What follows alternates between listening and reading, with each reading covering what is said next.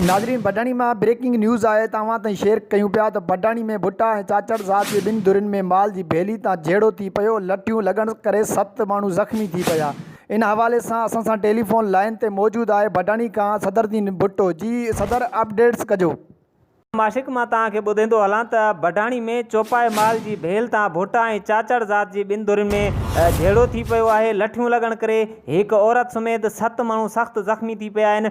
बडाणी वेझो ॻोठ राणो खान भुट्टो में भुट्टा ऐं चाचड़ ज़ात जी ॿिनि धुरियुनि में फसल जी भेल तां जहिड़ो थी पियो आहे। लठियूं लॻण करे हिकु औरत अलाह वराई ख़ातून, मारूफ़ भुट्टो, हारिफ़ भुट्टो, वली मोहम्मद चाचड़, सदरुद्दीन चाचड़, ग़ुलाम हुसैन चाचड़, अमीर बख़्श चाचड़ सख़्तु ज़ख़्मी थी पिया आहिनि। जॾहिं त बडाणी पुलिस मौक़े ते पहुची ज़ख़्मियुनि खे थाणे ते खणाए आई, जिते ज़रूरी कार्रवाई बाद ज़ख़्मियुनि खे लेट ॾेई इलाज लाइ बख्शापुर इस्पताल मोकिलियो वियो आहे। जॾहिं त वाक़े जो केस दाख़िल न थी सघियो आहे।